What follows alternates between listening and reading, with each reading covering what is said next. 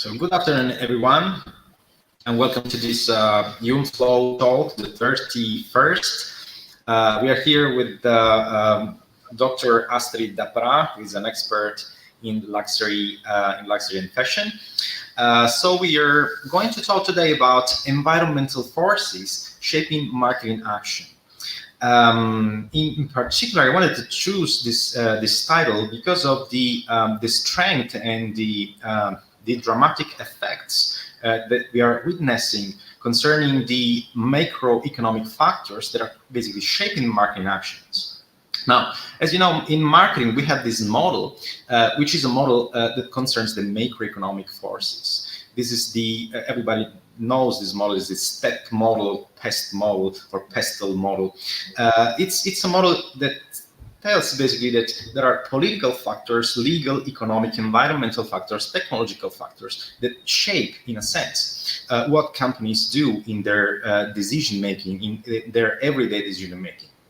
Now, the thing is, these forces started to act in a very strong way in very recent time. As far as I know, in kind of 25 years ago, when I first studied marketing, in my first marketing course, when I the first time that I met this model, the step model, I had some difficulty to memorize the single words, for example, the social factors, the political factors, the environmental factors, since basically everything was kind of steady, everything was really unchanging. And the only factors that changed was technology. But today we had just 2 years ago, we had this huge event, which was the pandemic, and the regulation that came after the pandemic, that followed the pandemic. And also we had the geopolitical crisis, the financial crisis following that. And then we had the mobility crisis, and then we had the environmental crisis. So all these environmental things that the macro-environmental factors, forces that for their magnitude, but also for their immediacy and for the dramatic impact that they have on business, deserve a little bit of attention. This is what I think, at least. This is why I wanted to talk about this with Astrid. And Astrid is an expert of the luxury and fashion sector, which is one of the most demanding and difficult business contexts. Astrid, what do you think are the changes that marketing faces today from your perspective, from the perspective of luxury and fashion? And in particular, is the product still so relevant, given that in fashion and luxury, you have this worship for products? Is the product still so important in this business? Thank you, Francesco, and hello to everyone from my side. It's a very interesting question, and I think a complex set of thinking process. So maybe I could answer in two parts. So first, it's maybe interesting to understand what hasn't changed, even though there was the pandemic, even though we were facing macro environmental problems and so on and so forth. When we speak about fashion, especially in luxury, and when we buy a product from fashion luxury, basically we buy a piece of a word, a piece of a lifestyle, a piece of a statement. So depending on my own identity and depending on my own values, and later maybe we deep dive a little bit more on the values, I attach more to one brand or another. So I guess that this is the same as before. And this is why luxury is also so expensive, because at the end of the day, there is an aspirational meaning of the product itself. So I don't buy only a bag, I don't buy only a shoe, I don't buy only a ready-to-wear. I buy a piece of something which belongs to something bigger. Due to this product-centric approach, fashion hasn't changed a lot, let's say, before this less dramatic change of paradigm. And so the client was not really so much at the center. Yes, it's true that we focused on clients, retail, and so on and so forth, but product was still always at the center of every thinking in fashion companies. Now, what happened due to the pandemic, and maybe after we can speak also about the macro economical environment and globalization also, what happened during the pandemic is that there was a strong acceleration again of technology, but not only on technology, on what I use, how I use it, and now there is also the metaverse behind the corner, and so we are really pushing forward. But what changes is also the, let's say, the understanding of the client of values, the understanding of the client of what does a brand stand for. So what are the values which a brand is bringing forward? Because we know that in the pandemic we had Black Lives Matters. Now we have more body positive thinking, cross gender, multi gender. So there are so many thematics now on the table which we need to take into consideration when we work in a brand. And so people and clients are following the brands who basically stand for something, stand for some values, which represent myself, which represent my identity. And of course, when I buy a product, I buy a dream, a product, and an experience. I would say that now the experience is even more important than before, and we can discuss in a while about this if you like. Mm-hmm. Oh, that's very interesting. You just said a magic word, which is experience, and I want to know more about experience. But basically, you're saying that the brand takes the most important part, basically in the value that is delivered to the consumers. Since this dream, the dream you are talking about, it's probably what the brand promises, right? And what about instead the client experience that you were just mentioning? What how can we define the client experience? Can we say, for example, it's the how people buy things? How would you describe the experience of customers or clients? So I would say again, back to what we said before, when it goes around fashion and luxury, what I buy in the first place is a piece of a dream. So I access via the product to a world, to a lifestyle. And I access also via the product to a community, because if I buy one brand or the other, now I cannot mention, but I mean, you have some in mind, which are now very hype. I buy this product because I want to belong to a community which represents same values and same identities as I do by myself.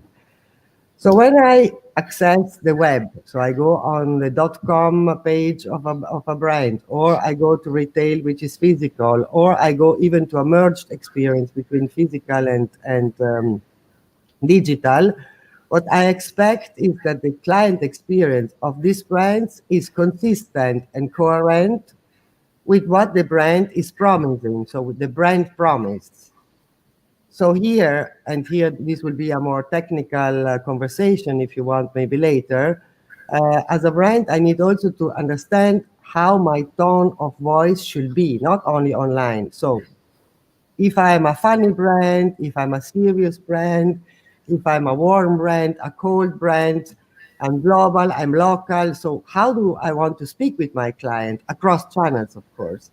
And therefore, I need to design the client experience, which should be an experience. And after there is a word in experience, which is about unexpected, because otherwise it's not an experience. If you do only what I already know and what is kind of granted, I'm not going to be excited and it's not sexy at all.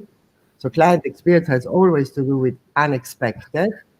So the brand needs to deliver something which speaks to not only my brain and not only my wallet, so my portfolio, my money, but first of all, speaks to my heart.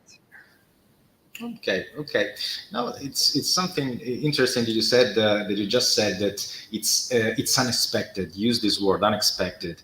Now I think it's okay. I agree with you. It's unexpected. There has to be something that surprises, right? Because this is what you wanted to say.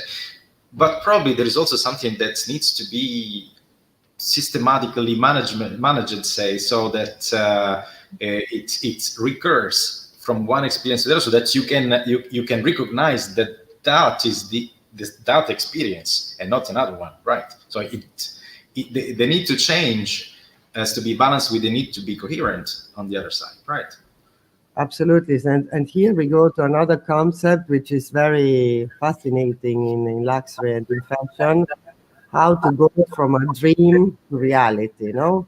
So typically, so you have a headquarters team or maybe a co-design with the region where design beautiful charts and beautiful imagination about what's happening in the multi-channel, and we do this and we do that. And when it comes to reality, when you really face the reality, often it doesn't happen. Why? And there's a big question mark in the middle, no?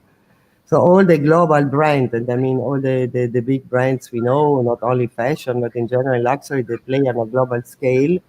And so, of course, it's important that you deliver this experience online and offline in a very consistent way. So if I go to Hong Kong or to New York or to Australia or to Dubai, in an ideal world of client experience and brand statement, I need to have the same look and feel.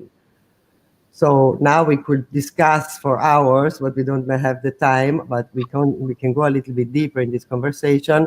What should be the main steps from the dream to reality across processes, technology, people, knowledge, skills, and the framework overall, I would say. Mm-hmm. So from dream to reality, it's something that reminds me an example that I made always with the case of brand, because brands needs always to be made concrete in the eyes of the customers. So what I always teach is that, well, brands are abstract concepts, and these abstract concepts need to be made concrete in real experiences of customers, and so it's particularly.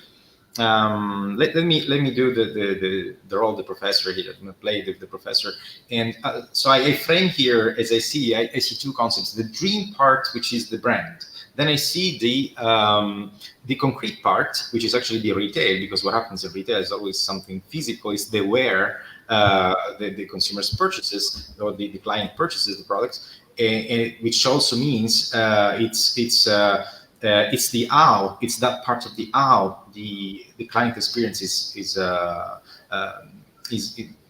played, basically, is made of. What about as we all know that basically luxury is expensive, right? How is this value of the experience reflected in the price of luxury products? Okay, so of course we cannot speak about a mathematical breakdown. So this is just to highlight a bit the conversation around this topic. But for sure, when it comes to luxury and when we buy a product, again, we buy something which is very aspirational. So if I would have the same product without the brand, the value is not the same. This we know about luxury. The experience is, I would say, kind of half of the value, because the experience is exactly what you were saying before. So how do I bring to earth, bring down, and give you the emotions and give you the sense of luxury? For example, I want to be very, very concrete, because to speak about abstract is easy, but to be concrete is a little bit more difficult. When we speak about packaging in luxury, online, offline, so once you come back from your store or you receive your package via line and you open the box, what is the texture of the paper? How is the product wrapped in? How is the texture of the wrapping you're doing? Is there something written, handwritten from someone thanking you for the purchase? Are you going to keep the box because the box is beautiful, or are you going to throw the box away? Are you enlightened when you see this beautiful color? So even the packaging, just to be super concrete, and we go here on operations, is something which has to do with luxury. Because you need, in an ideal world, you need to give an emotion in every single moment of the client journey, I would say. Let's call it client journey. So from the moment I access the website or from the moment I enter a store, is there somebody who says hello to me? Is there somebody who takes my bag because they're heavy so I can touch and feel the collection? Is there somebody who offers me something to drink, yes or no? So all these moments called touch point, technically speaking, touch point, are the design of a client experience. And it's very important here to be very, very detailed and to be unexpected in the sense that, of course, everyone has a packaging. But how is this packaging? Is there something which is completely unexpected? Can I take this box and make out a library? And so I keep it in my house and I put some books and the packaging becomes a library. I don't know if this, I would say we could do many examples around this, but it's a bit my point. And so to design all this and to put this in place, it's a big expense for luxury. I mean, there's a lot of money behind. Now I don't want to go through a P&L of a brand, a luxury company, but I mean, only the packaging in luxury, it's like a line in the P&L. Yeah, I understand very well. No, well, exactly. So as you say, the experience is generally complex, but in luxury is more complex. It has complexities, and these complexities means costs, and these costs has produce, an increase in the general costs of the economic sheet of the company. So therefore, they have to go somewhere, right? So it's normal that some part of the price reflects the experience, but the important thing is that the experience makes the customer happy, right? So it's the important thing is the customer, the client is satisfied with what is getting and has that promise that you were talking about fulfilled. I would say it's a multisensorial experience. Maybe this is an important word. It's multisensorial, no? Because I touch, I see, I feel, I smell. Okay, not online, but at least in a real store. So the design of a client experience has to be really like multisensorial and excellent. High standard, very high standard. When we talk about clients, I think to business clients, as I normally refer to the general public and retail stores as with the term customers. Do you think with the term client we can include the customers as well, or we need to keep them separated and call clients B2B customers and customers the retail customers? I would say that people now, I would even maybe call them people or clients, yes. But people now, they purchase across channels, especially during the pandemic. I mean, there was a strong acceleration of digital even skills, while before maybe there were more the younger generation going on digital. Now everybody learned how to use the digital, even to buy grocery during the pandemic. So this is a very important key factor of acceleration of design of client experience. So we buy online, offline, and we buy in a merged also experience. So you buy online, you collect in the store, and so on and so forth. So I think we need to consider that, of course, some of us, they prefer more a digital experience. Some of us, they prefer more a physical experience. We know that I can give you a number across the industry, even post-pandemic. The biggest and strongest brand in online do around 20% on e-commerce and 80% between retail wholesale. So I would say that the physical experience is still very important. Maybe metaverse could change this in the future. We will see when the technology is ready. What we are also seeing now in numbers, and here I speak a bit cross brands industry, that in very advanced countries like Japan or even part of Europe, a little part of US, I mean, advanced in luxury, they now tend to spend more money for high value products. It means that the physical value to touch something, to own something, which has also value over time, is now apparently even more important than before pandemic. So people like to buy things which are long lasting, I would say, as a macro trend. That's interesting too. In fact, well, what is your take on the metaverse, given that you were mentioning it,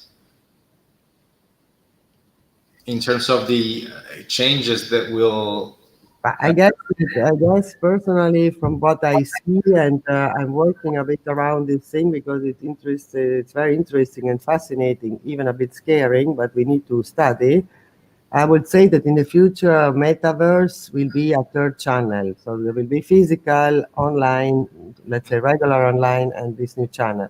So for the moment, the technology is not ready. So it means that if we speak about avatars and even this NFT and so on and so forth, you cannot go around with your avatar from one metaverse to the other. So this makes things a bit complicated. Even all the crypto stuff, so to buy stuff on the metaverse is not so easy to use for the moment. I guess it will take another 3 to 5 years to arrive to like we had in internet at the beginning. No, first of all the website, and after they came the social networks. It will be kind of the same. However, metaverse will be to me a big, huge thing because there you can basically do everything you do in real life even better. After what it means psychologically, this would be another conversation. But from a business standpoint of view, for sure, every single brand will have a store there and everyone will buy stuff. And even the people who are now are saying no, never, ever was the same like with Facebook. You think about social networks. No, a lot of people, I don't want Facebook, I don't want this. No, now everybody has everything. It's the same, I Yeah, guess. yeah. And the experience there, if you speak about client experience, in the metaverse, it's like you can design with full fantasy. There are no limits. There are no limits on gravity. There are no limits on money. There are no limits on anything. So you can like completely dream, and this will be very exciting in the future, I guess. Yeah, yeah. It's, as I picture it, it's something that it's in between the online and the offline. In fact, it's a little bit real, a little bit less real than reality, and little bit more real than the online. But in fact, it's true that you can even go and overcome reality with fantasy in the metaverse. But this is another conversation, as we were saying. So let's keep back on track. We were talking about the environmental forces and basically these macroeconomic changes that impacted so much all the business, but in fact, in this case, the luxury and fashion world. When we talk about customer experience, given we were talking about this, are there particular dimensions that help to understand how the experience can be designed? Yeah, I would say that I would put it like in 5 steps. After it can be 7, 10, but let's say a bit of framework, no? What is now more important than ever, especially if we speak with younger generations, is really the brand values and brand mood and statement. So starting from the brand values, I need to understand how I want to speak. So this is what I call a bit the tone of voice, no? For example, if we look at the major hype brands at the moment, the tone of voice is not cold, distant, serious, top down, as it used to be before. Now, before luxury was always a bit perceived as something which you always almost need to be a bit scared of. People were a bit in when they go in a store, like, oh my God, hopefully nobody speaks to me. This was a bit the mood before. There was this famous selling ceremony. So you faced someone in the store, which was a kind of robotical trained person dressed like a penguin, which spoke with a cold tone without smiling, because the understanding of luxury was this before. Not only before pandemic, but I would say before some big designers broke a bit the rules, no? Edis Limane, Alessandro Michele, Demna, and so on and so forth. I mean, we can mention some of them. So now, if I want to design a consistent client experience, I need to start from my brand values. So, am I a happy brand or a serious brand, and so on and so forth. So once you design the tone of voice, you need also to understand how much you want to be, and this is very important in design thinking of client experience. how much I want to be inclusive, inclusive in the genders, inclusive in the body positive, inclusive when it comes about races, culturally speaking. I mean, we play on global level, and client experience, which goes more in this direction, of course, it's more appealing for certain generation than others. I give you an example, open and close a bracket. If we speak about cross-gender, which is now a very important topic, if I push this concept to the limit, in a store, I'm not going to have any more female rec and male rec. So this is a men's store, this is a women's store. But if I push the concept, at a point there is one rec, and you choose whatever you want. And I guess I know that some brands are already doing it. I used to work in one, we did it already. But now you could push this very far. So the experience is also how you behave in a store. I mean, it's the same when you design an online website, how you navigate. The same happen in retail. When you design a store, this is store planning, technically speaking. Okay, you enter the store, what happened? Where is the main wall? Where do I touch the sink? Where is the wardrobe? Where is the... All this you need to take into consideration when you speak about experience. So if you are more inclusive, more cross-gender, more fun, more whatever, this has to be put in place in the reality, online, offline. And another thing which is super important in client experience designing is omnichannel, but real omnichannel, because now a lot of people speak about omnichannel, but real omnichannel, so a complete merged experience that I really can, from my iPhone and from the store, do whatever I want very easily. And last but not least, to your point, and this is open another conversation, but I think it's very relevant today for business, less for the client, more for the companies, is local. Local clients, local. We need really to make sure that we cocoon and we keep our local clients, because we understood, especially after the pandemic and what is happening now, that suddenly the Chinese clients disappeared, which were kind of 30% of the total luxury business in Europe, for example, and US, that Russians are not here, and so on and so forth. I mean, so we need really to make sure that we design an experience at global level, but we deep dive on a local level. And how do you excite your local clients, which are bombarded by all the brands? No, thank you. I mean, you are bombarded by all the brands, not only by mine, by one. So it means that I need to find a way not to spam my clients, not to overload with information like sending 1,000 newsletter and 5,000 WhatsApp, but doing something which is like bam to your heart. Okay.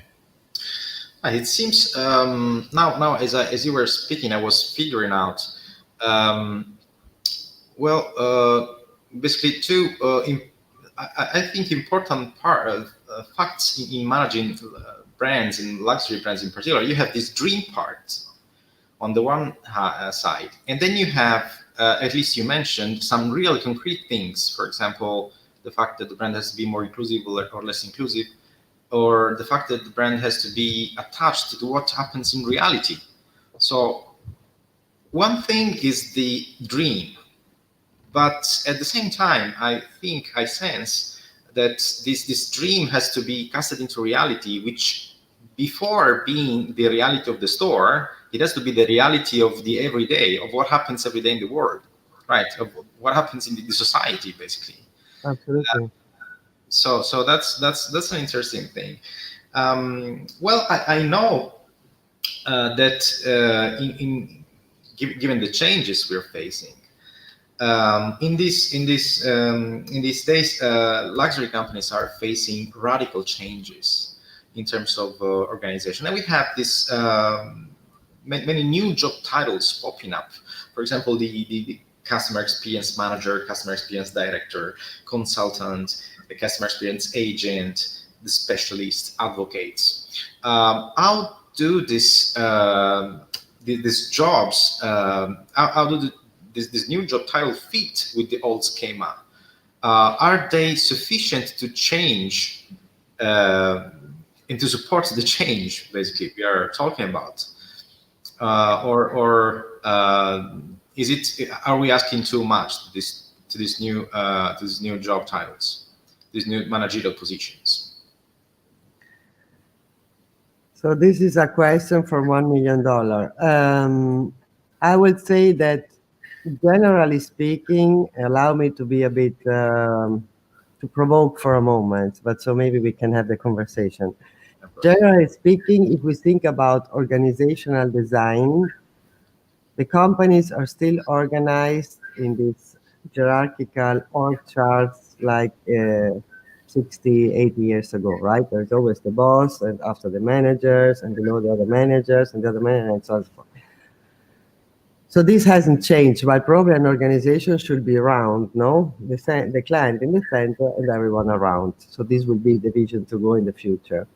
So now, when you speak about all these job titles and these, again, squares where people should fit in to think about client experience, this can only happen if there is a kind of organic approach, in the sense that if there is a silos thinking, it means product, merchandising thinks about product, visual thinks about visual, marketing thinks about advertising and whatever, and someone else thinks about client experience, and nobody makes sure that everything goes together in a horizontal way so that the client has an organic feedback. To me, it doesn't happen. And this is, I think, exactly what is happening now in all the companies, because I guess, I'm a bit shy to say it, but I would say that fashion discovered decline during the pandemic, because we said before, no, that fashion was always very product driven. And so now everyone is trying to figure out how to approach the client in a proper way. And so, yes, job titles are fine, but the job titles and this square thinking and this engineering thinking of a vertical approach, so everybody like a Lego does a little thing. To me, an organization should not be, a modern organization should not be like a Lego approach, but should be more like a organic, like something like flowers, you know, they grow all together, and it's organic. It's nature. It needs to be very flexible. It needs to be very adaptable, like Yeah. water almost, no? Sorry if I go a bit out of the thing, but I really believe in this. It's fun. It's actually in the sense of what we were talking before, since there is this, say, this dream of the brand from the one side and the reality of the other side. And the reality of the company is in between the two things, because in one sense, the brand has to think in abstract terms. And in abstract terms, you may even think of rational, you may even imagine these abstract things can go into a rational schema, right? Yeah. But in reality, then you have to make the things more fluid and circular than they are, right? In theory, okay. Yeah, I would say if I can add something, that the key point in organization and key point in people is the synchronization, and I speak about fashion particularly, because if we think that in the past we had kind of 2 collections, maybe 3 in a year, main collections, so cruise, fall, winter, spring, summer. Now we have, even though during the pandemic everybody was saying now we reduce, but nobody reduced. Now it's even more than before. So there are 1,000 capsules. So now there is like every month a drop of something. So the synchronization of all the departments, product, merchandising, advertising, marketing, around every drop is the key skill, I would say, of an organization, and even of somebody who works inside, and maybe later we speak about this.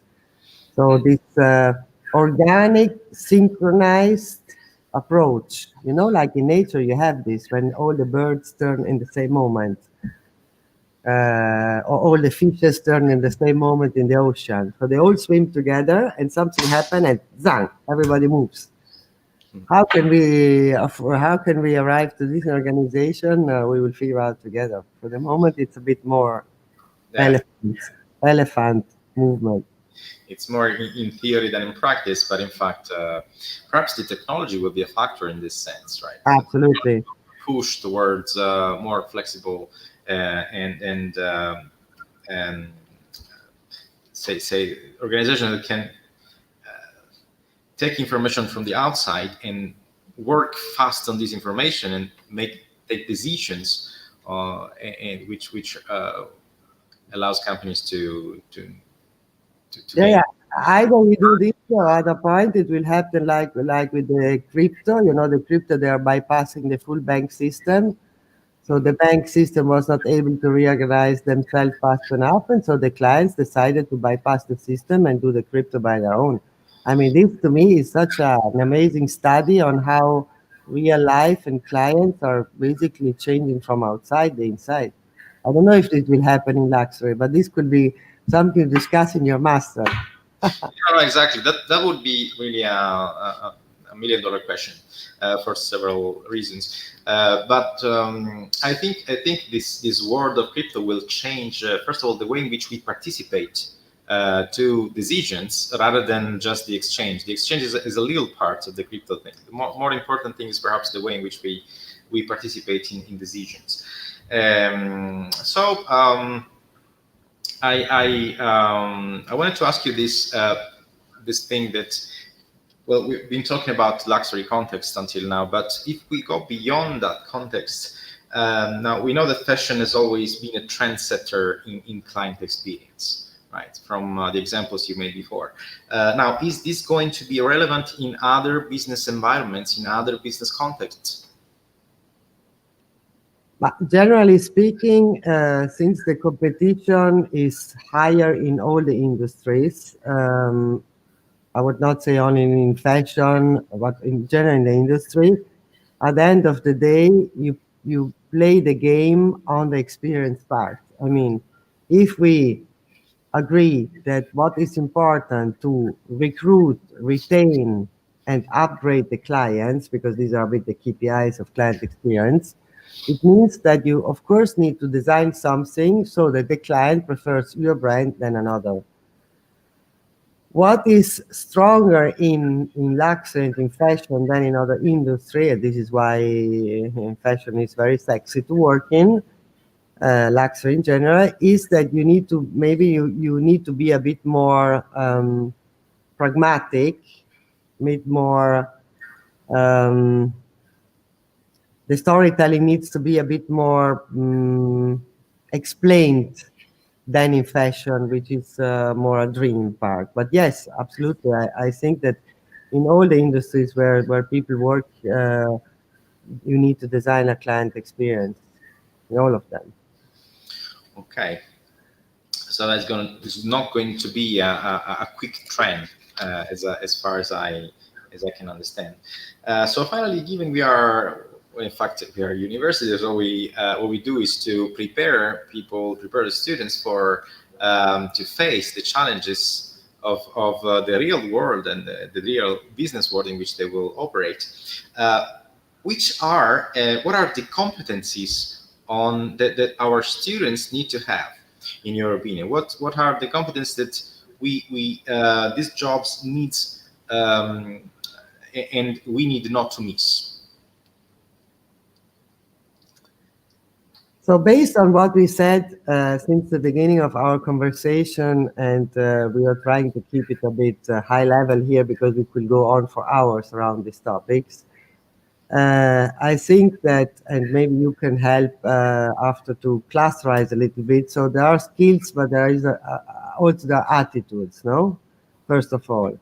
So to understand, first, if I want to navigate as a brand and as a professional, if I want to navigate in this world of fast changing, I need to understand the world, first of all. And to understand this world, which is very complex, I need a high level of curiosity. So I would say one of the main things is curiosity, because curiosity helps you to discover. Curiosity helps you to open doors. Curiosity helps you to think out of the box. With curiosity, there is another word, which is creativity. And some people, they think that in fashion or luxury companies, the designer needs to be creative. And on the business side, people like me, they don't need to be creative. I don't believe it at all. I believe that also on the business side, if you want to work at certain levels, you need to be creative because you need to be a problem solver. And to be a problem solver, you need to be creative in problem solving. You need also to have these ideas which are unexpected, which are different. You need to apply creativity in a daily work. It's not going on a wall and now I'm creative because I paint something, but I'm creative because my brain is flexible. Maybe later you can explain us better how you translate this, but I would say creativity.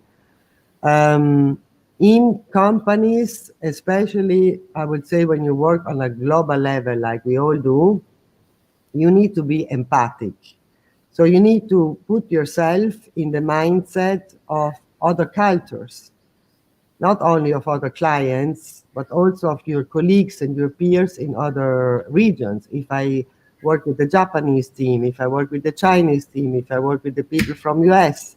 So we, on a daily basis, we work with people from all the nations, and they have a different cultural background, a different mindset, a different whatever, especially now in the post-pandemic. No, there are now China is still in half lockdown. So if I have a meeting, I need to be empathic. So I need to understand that this person is sitting in a room since 2 months, not pretending it's doing a life like me. Same for the clients, no? And the clients, I think what they appreciate the most, if you think about yourself, all of you who are listening now, is empathy. When I feel that you understand me, when I feel that you are speaking to me, Astrid, not to us, I feel thrilled, no? So empathy. And part of fashion, I would say it's a bit first, Francesca, I don't know if you agree, it's seduction. Because client experience and client experience design has to do with seduction. I mean, luxury, even the word from Latin, it's seduction. It's all about seduction. So you need to have this idea of seducing people with your brand, with your product, with your experience, with how you speak and what you do. So this, I would say, are with the attitudes. When it comes to skill set, I think yes, of course, you need to know about digital. You need to know how to manage people. You need to know CRM and marketing principles and all this. This, I mean, it's a bit how French would say "ça va sans dire." I would say English is really super important. Otherwise, you cannot even speak with your colleagues from the other regions. And after probably there is a kind of disciplinary, I don't know if this is the right word now, disciplinary framework when it comes more to design thinking, retail management, brand management, and things like this.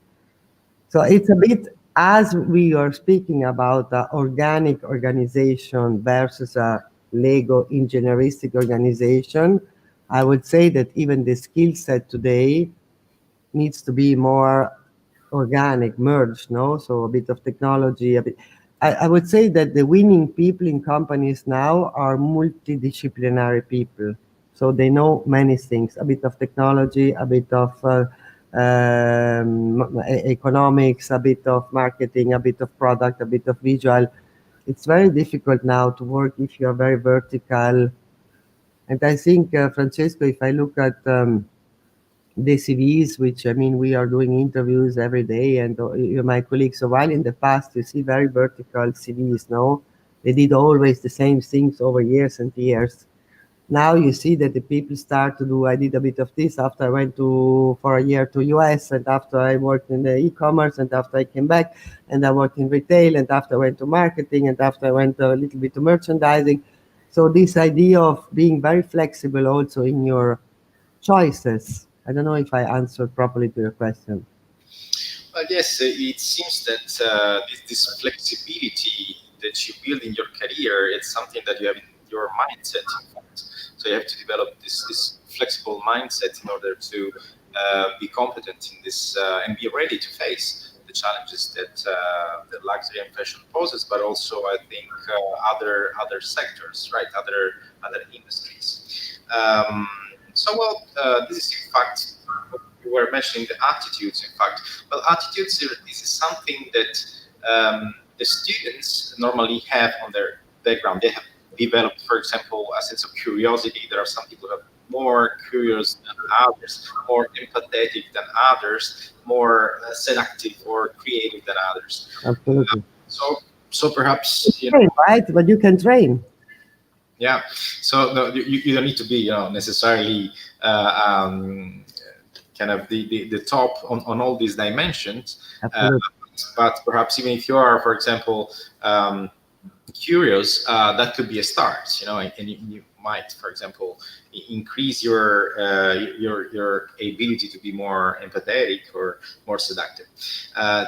On attitudes, in fact, we work in our programs. We have coaches. And this is something that in jargon we call this soft skills, something that cannot be in fact taught, but need to be absorbed through experience by students. And this is something on which we do a lot of work, in fact. And I'm happy also that you confirm what I sensed to be the important,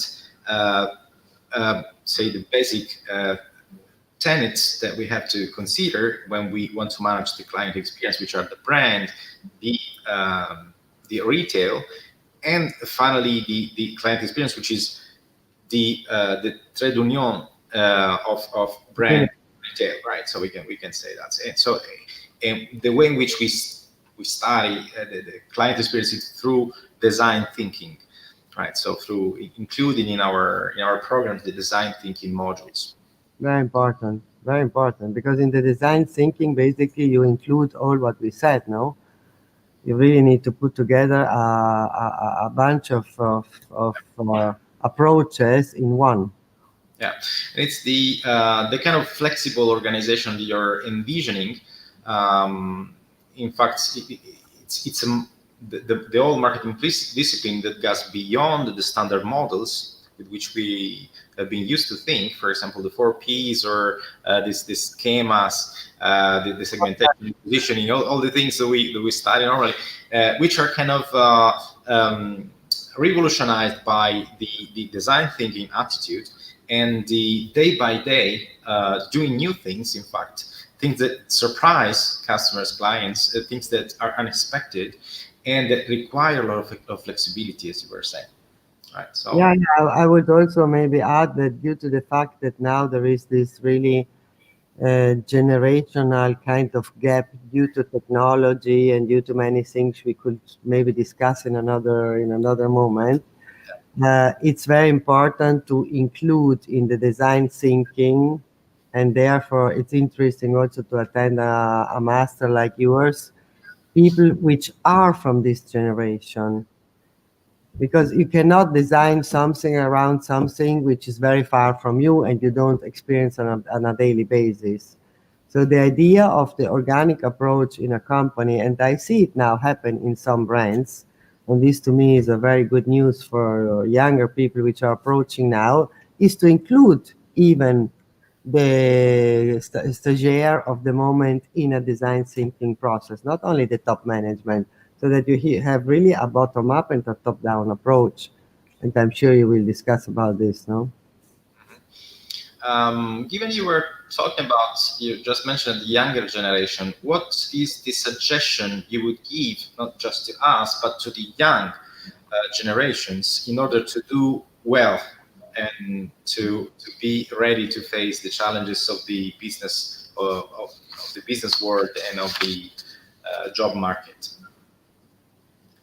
Okay, maybe I focus a bit about the industry I'm in, so I can be a bit more precise. I would say that what I saw over the years, that there is a bit of a misunderstanding from people who are joining the fashion industry, especially luxury, thinking that everything is very kind of superficial, everything is just fun, and you're always in the showrooms and in the cool places and so on and so forth. Instead, as we were speaking before, to go from dream to reality, you need to be very, very precise and very hardworking, and you need excellence, and you need precision, and you need passion. And so I would say one thing is really to be passionate about excellence. This to me is something important. That you really, when you do something or when you study something, you really go into the depth of this thing, into the heart of this thing, so that at the point you are outstanding. Because now what is new, Francesco, and you know from this generation, from my generation, that our competitors, I mean, our as a personal, as a professional, were people from my country and maybe from my region. Okay, so if there was an open position, most of the people were Italian. If I'm in Italy, maybe one from I don't know where. Now, when we launch a position, there's people from all around the world, because now, okay, the pandemic, but forget a moment about the pandemic, the people move like, I go from US to Italy, I go from Italy to US to China to Hong Kong. So when they face the people finish the master and face the real world, you need to take into account that there are other people out there, which, so the idea of having something which is really only you. Maybe you speak a language who nobody speaks. Maybe you have one passion which nobody has. Maybe you designed yourself something. Maybe you open your Instagram in a specific way, so you did a little blog on something. Maybe you are, I don't know, something which is outstanding. From all we said before, I mean, there are so many things you can deep dive, etc. So my suggestion would be everything we said plus something which it's only you. So if I need to choose, it's only you. Only you have it. We don't have competitors. It's same as a brand, no? Okay, so it's basically well, live in the comfort, but don't forget that you are part of the excellence, and you have to contribute to this excellence. So you have to work hard in order to keep and maintain this level of excellence, right? So that's I think a pretty unique suggestion. Thank you very much, Astrid, for being with us today. I really appreciated your experience, to have your you talk to us about your experiences and your take on all these subjects. So thank you very much, and I hope to see you again, and I hope to be again in IULM FLOW. Great, thank you. Have a good day. Have a good day, everyone.